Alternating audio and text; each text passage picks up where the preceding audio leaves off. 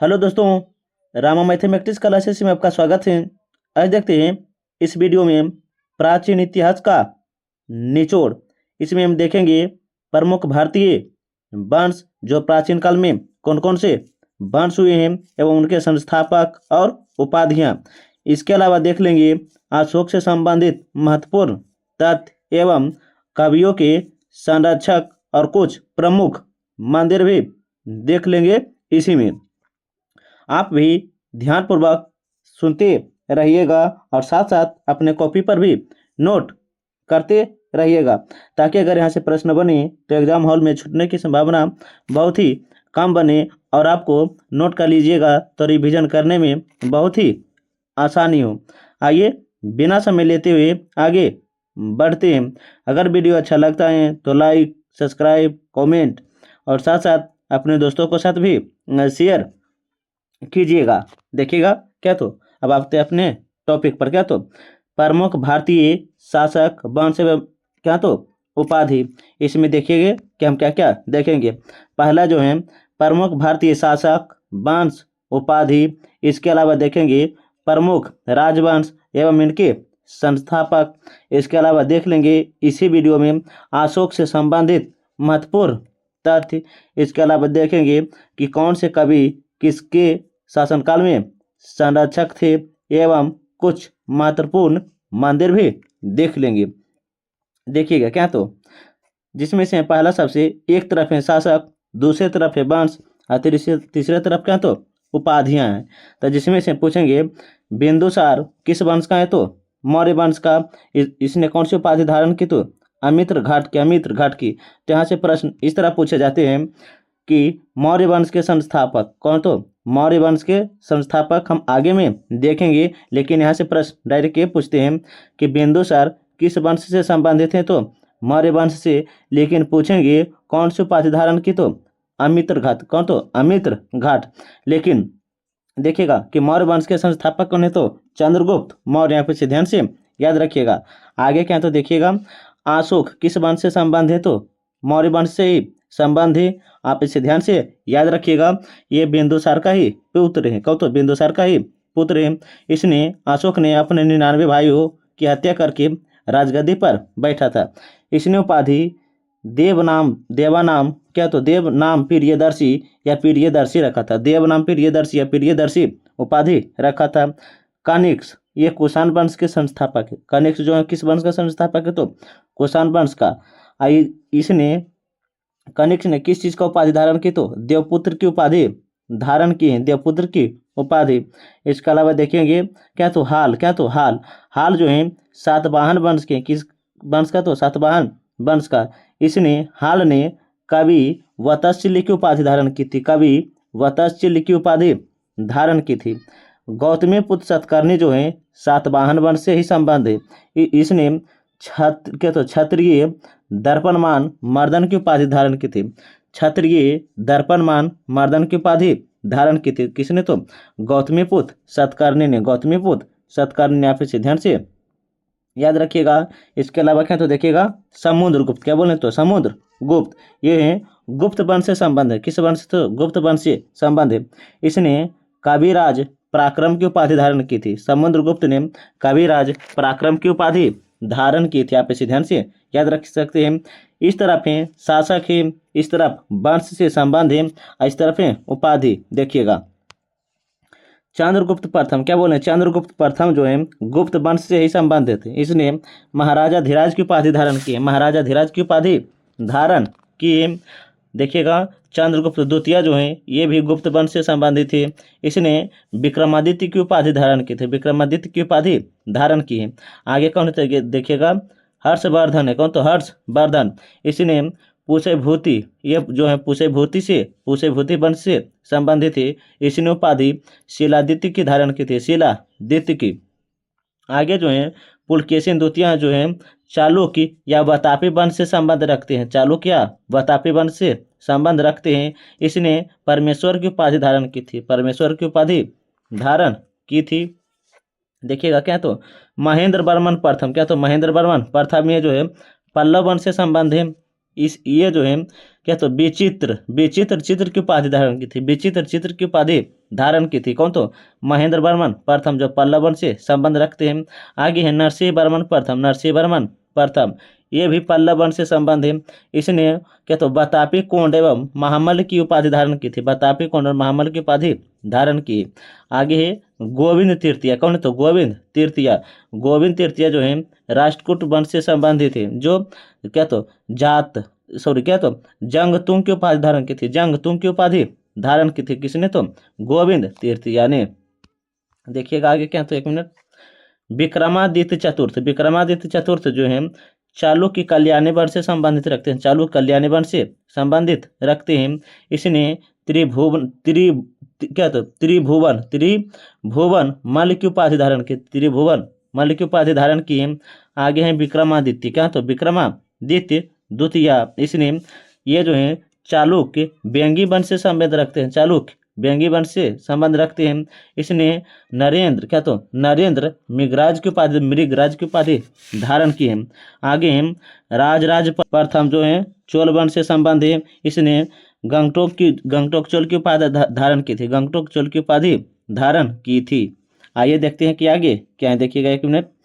अशोक कालीन मौर्य साम्राज्य के प्रांत, अशोक कालीन मौर्य साम्राज्य के प्रांत, ये जो है प्राचीन काल से संबंधित वीडियो हैं, जो एक ही वीडियो में हम सभी बना रहे हैं, अर्थात कह सकते हैं तो प्राचीन भारतीय का एक निचोड़ वीडियो है। देखिएगा अशोक कालीन मौर्य साम्राज्य के प्रांत, जिसमें से एक तरफ है प्रांत, दूसरी तरफ है राजधानी, तीसरी तरफ है वर्तमान स्थिति। देखिएगा उत्तरापथ की राजधानी तक्षशिला है, जो पाकिस्तान में पड़ता है।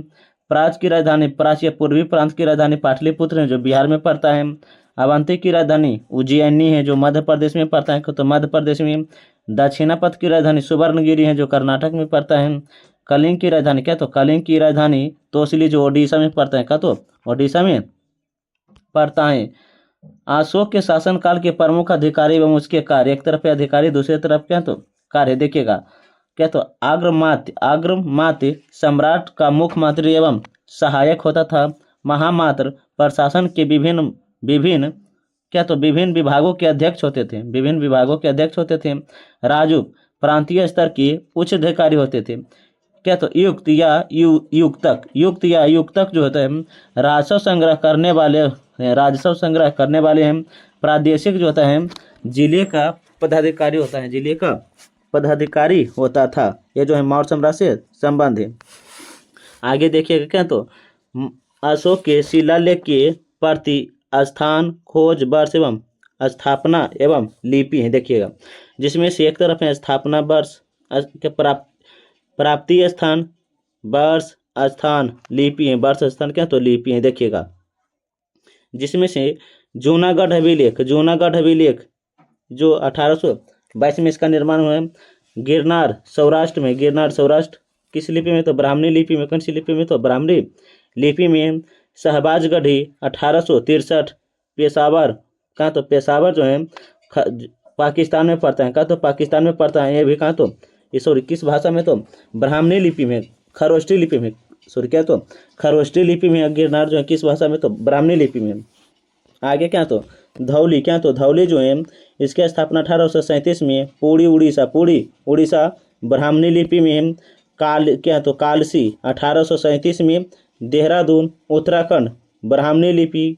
इसके अलावा है जौगढ़ 1850 में।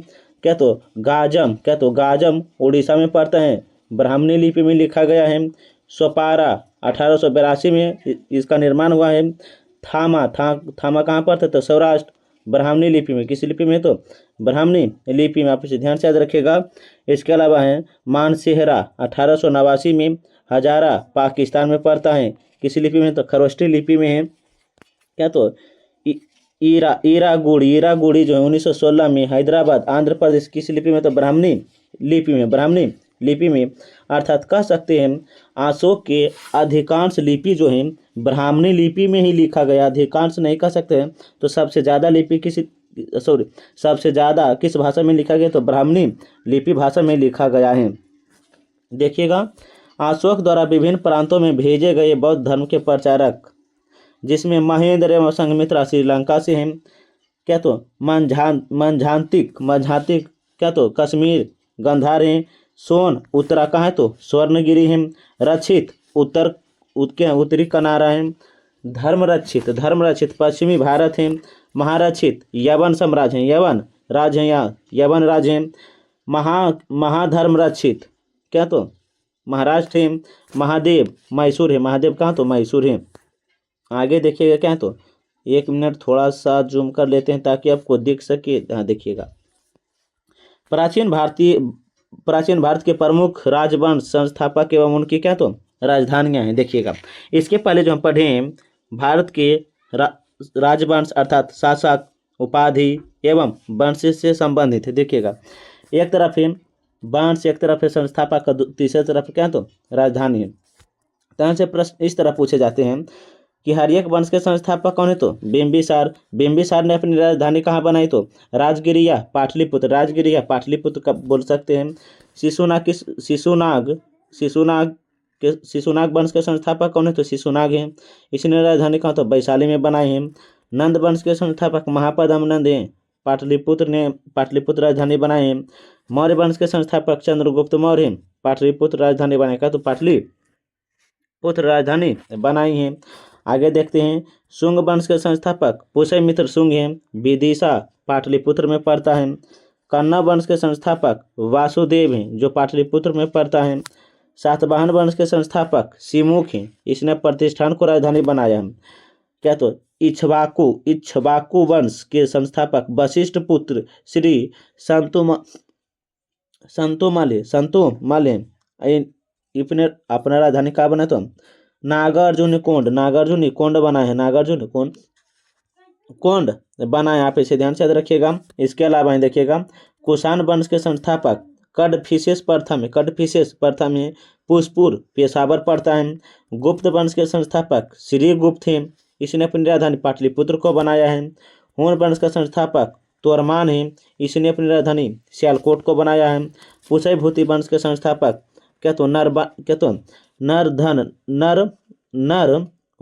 नरवर्धन इसने राजधानी थानेश्वर या कन्नौज को बनाए हैं। पल्लव वंश के संस्थापक जो हैं श्री विष्णु चतुर्थ हैं, इसने राजधानी कांचीपुरम को बनाया, किसे तो कांचीपुरम को बनाया है। आगे देखिएगा, चालुक्य वंश या बतापी वंश के संस्थापक जयसिंह है, इसने राजधानी बतापी को बनाया है। चालुक्य वंश या तैलपदूत या मान्यखेत कल्याणी वंश के संस्थापक हैं।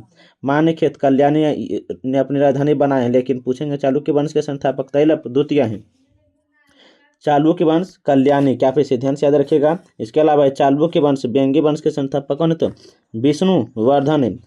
हम सभी चीज एक एक वीडियो में पढ़ा दें, अर्थात अलग अलग वंश अलग अलग वीडियो के माध्यम से हम बताए हैं। आप उसे जाकर देख लीजिएगा, जो है प्ले लिस्ट में हम डाल दिए हैं, आप उसे देख लीजिएगा। बहुत ही डिटेल और बारीकी से भी पढ़ाए हैं। आगे क्या तो देखिएगा, राष्ट्रकूट वंश के संस्थापक दांती बर्मन हैं, मान्यखेत अपनी राजधानी बनाए हैं। पाल वंश के संस्थापक गोपाल हैं, इसने राजधानी मुंगेर बनाए हैं। गुर्जर प्रतिहार वंश के संस्थापक हरिश्चंद्र, इसने राजधानी गुजरात को बनाया, कहा तो गुजरात को बनाया है। सेन वंश का संस्थापक समांत सेन ने अपनी राजधानी क्या तो राढ़ बंगाल को बनाया है। गहड़वाल वंश के संस्थापक चंद्रदेव हैं, इसने राजधानी कन्नौज को बनाया है। चौहान वंश के संस्थापक वासुदेव, चौहान वंश के संस्थापक कौन तो वासुदेव है, इसने राजधानी अजमेर को बनाया है। चंदेल वंश के संस्थापक नानूक है, इसने राजधानी खजुराहो को बनाया है। गंग वंश के संस्थापक क्या तो ब्रजहस्त पंचम है, ब्रजहस्त पंचम इसने राजधानी पुरी को बनाया है, कहाँ तो पुरी को बनाया है। देखिएगा, उत्पल वंश के संस्थापक अवंतिन बर्मन है, इसने राजधानी कश्मीर को। परमार वंश के संस्थापक कृष्णराज हैं, धार या उज्जैन को राजधानी बनाया है। सोलंकी वंश के संस्थापक मूलराज प्रथम है, अहिल्याबाड़ा को राजधानी बनाया है। कलचूड़ी वंश के संस्थापक कोकल है, इसने राजधानी त्रिपुरी को बनाया है। चोर वंश के संस्थापक विजयालय है, इसने राजधानी तंजावुर को बनाया, किसे तो तंजावुर को बनाया है। आगे देखिएगा क्या तो 1 मिनट देखिएगा। हाँ, प्रमुख दरबारी कवि एवं उनके संरक्षक, अर्थात देखेंगे दरबारी कवि किस राजा के संरक्षक में थे। देखिएगा, जिसमें से बभूति यशोवर्मन के संरक्षक में थे। यहाँ से प्रश्न इस तरह पूछे जाते हैं कि चरक किसके दरबारी कवि थे, या बभूति किसके दरबारी कवि थी, या बभूति किसके संरक्षक में थे। इस तरह के प्रश्न पूछे भी जाते हैं। तो जिसमें से बभूति यशोवर्मन की है। क्या तो अश्वघोष कनिष्क के संरक्षक थे, चरक कनिष्क के संरक्षक थे, कौटल्य चंद्रगुप्त के संरक्षक थे। किसके थे? चंद्रगुप्त के संरक्षक थे। नागार्जुन कनिष्क के संरक्षक थे। चंद्रवरदायी पृथ्वीराज तृतीया, कंपा चोल राजा, भारवी सिंह विष्णु हैं, कालिदास चंद्रगुप्त द्वितीय हैं। क्या तो चंद्रवरदायी पृथ्वीराज चौहान तृतीया। ध्यान से रखिएगा। इसके अलावा देखिए क्या है तो हरिसेन, समुद्रगुप्त, बाणभट्ट, हर्षवर्धन, धनवंतरी चंद्रगुप्त द्वितीय, रविकृति पुलकेशिन द्वितीय हैं। क्या तो वाकपति यशोवर्मन है। वाकपति कौन है? तो यशोवर्मन है। इसके अलावा क्या है तो देखिएगा वाकपति क्या बोले? यशोवर्मन है। दंडित नरसिंहवर्मन है। क्या तो जिनसेन अमोघ वर्ष है। क्या तो अमोघ वर्ष है। राजशेखर क्या तो महेंद्रपाल प्रथम है। आर्यभट्ट चंद्रगुप्त द्वितीय। क्या तो महावीर चार ये अमोघ वर्ष के संरक्षक थे। अमोघ वर्ष के संरक्षक थे। आप इसे ध्यान से याद रखिएगा। आइए देखते हैं कुछ और। क्या तो गुप्तकालीन प्रसिद्ध मंदिर एवं उनके स्थान है। यहाँ से भी प्रश्न पूछे जाते हैं। देखिएगा डायरेक्ट पूछे जाते हैं कि विष्णु मंदिर कहाँ है? तो तिगवा में। कहाँ? तो तिगवा में। जबलपुर जो मध्य प्रदेश में पड़ता है। शिव मंदिर क्या तो भुमारा में। क्या तो नगौदा मध्य प्रदेश में पड़ता है। पार्वती मंदिर नायना कुठार जो मध्य प्रदेश में पड़ता है। दशावतार मंदिर देवगढ़ झांसी उत्तर प्रदेश में पड़ता है। क्या तो उत्तर प्रदेश में पड़ता है। ध्यान से याद रखिएगा। इसके अलावा है भीतरगांव मंदिर या लक्ष्मण मंदिर भीतरगांव कानपुर उत्तर प्रदेश में पड़ता है। आप यह वीडियो एक बार पुनः देख लीजिएगा। यह जो वीडियो है प्राचीन भारतीय इतिहास का निचोड़ वीडियो है। यहाँ से अधिकांश एग्जाम में प्रश्न पूछे भी गए हैं और आप इसे नोट भी कर सकते हैं, ताकि एग्जाम में जाने से पहले इसे एक बार रिवाइज करके जाइए। अगर यहाँ से प्रश्न चले आए तो छूटने की संभावना बहुत ही कम बने। अब मिलते हैं अगले वीडियो में। तब तक के लिए पढ़ने में मस्त रहिए, ज़बरदस्त रहिए। अगर वीडियो अच्छा लगता है तो लाइक, सब्सक्राइब, कमेंट और साथ साथ अपने दोस्तों के साथ भी शेयर कीजिएगा। अब मिलते हैं एक नए वीडियो के साथ। तब तक के लिए धन्यवाद।